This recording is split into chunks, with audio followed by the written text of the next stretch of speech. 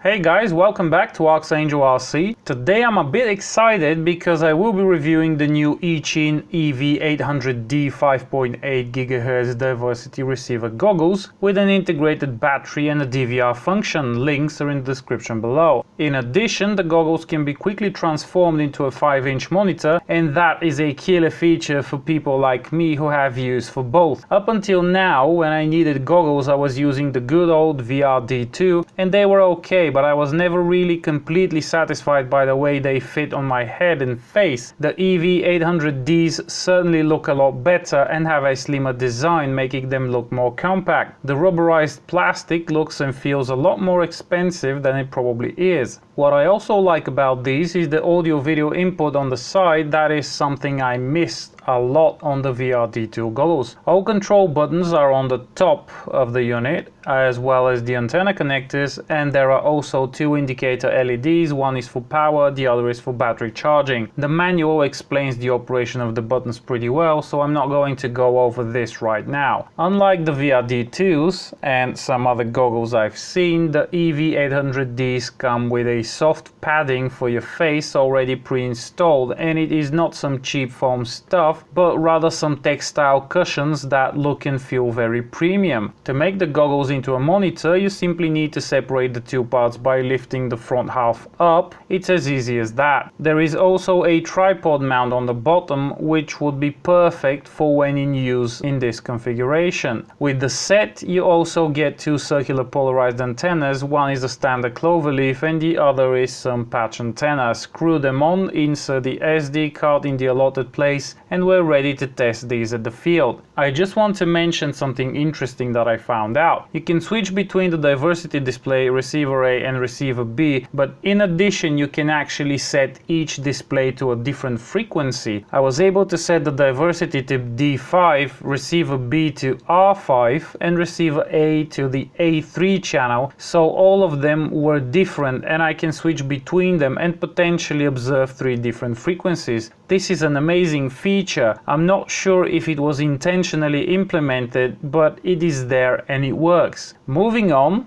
since the EV800D can be both a monitor and goggles, I will compare them to both my VRD2s and my newfound love, the SkyZone HD02 monitor. First flight will be with my VRD2 goggles, and the model to be abused during these tests is my trusty and surprisingly reliable Falcon 120. So first flight was okay, been there, done that. The VRD2s are okay, DVR recording is really nice and they fit reasonably well on my face. The second flight was with the EV800D goggles, and after a quick strap adjustment, I have to say that these goggles are probably the most comfortable ones that I've tried. The cushions are so nice and fit my face so well, and it almost blocks 100% of the light going into the goggles, which only improves the experience. Even with an integrated battery up front, they actually feel better than the VRD2s, and the Dvr operation is a lot simpler. In addition, the screen in there is brighter, and I feel like it is also a higher resolution than the VRD2, despite them being advertised as having the same screen resolution. I just feel like I'm able to see more detail with the EV goggles, and it definitely makes the flying a lot more interesting and precise. Since the goggles can also act like a monitor, I mounted them on a tripod and set them down next to my SkyZone HD02 monitor. I also connected another monitor to the AV out of the SkyZone monitor just for the sake of it. As you can see, both monitors are brighter than the EV800D, but keep in mind that the goggles were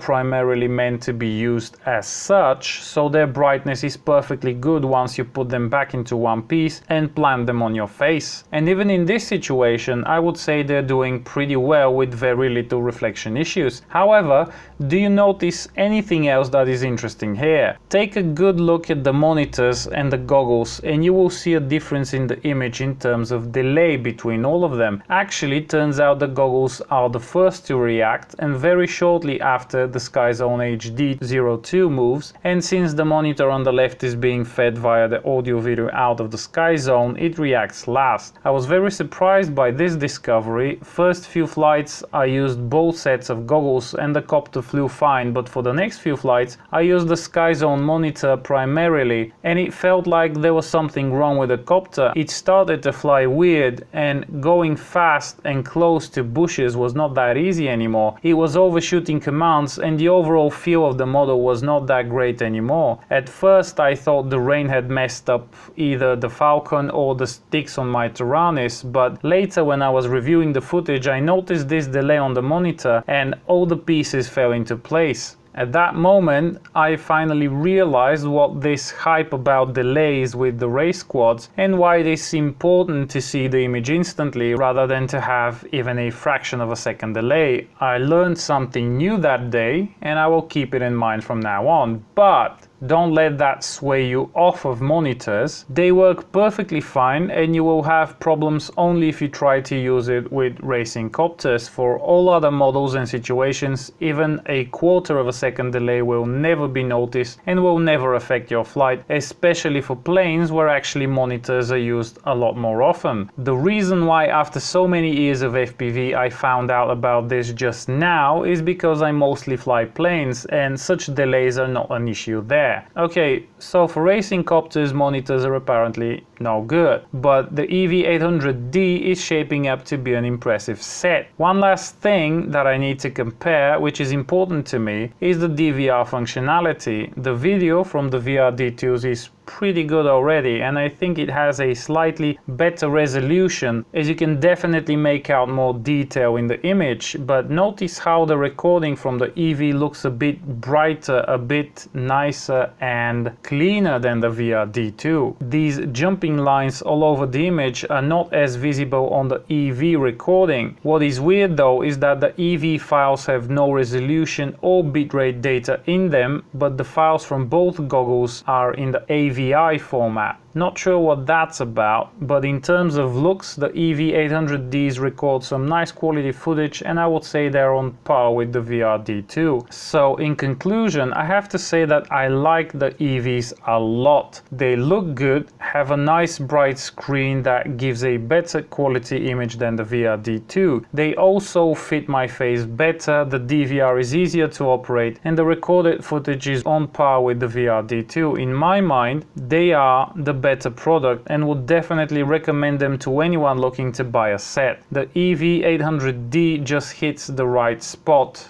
or a few spots actually. So from now on these will be my main goggles until something better comes along to replace them. Now please don't forget to like and subscribe if you haven't already, and if you fancy any of the items featured in this video, consider buying them via the links in the description below, as this will go a long way towards supporting this channel and would be greatly appreciated. Also take a look at my Facebook page for daily updates. Happy flying, and I will see you next time.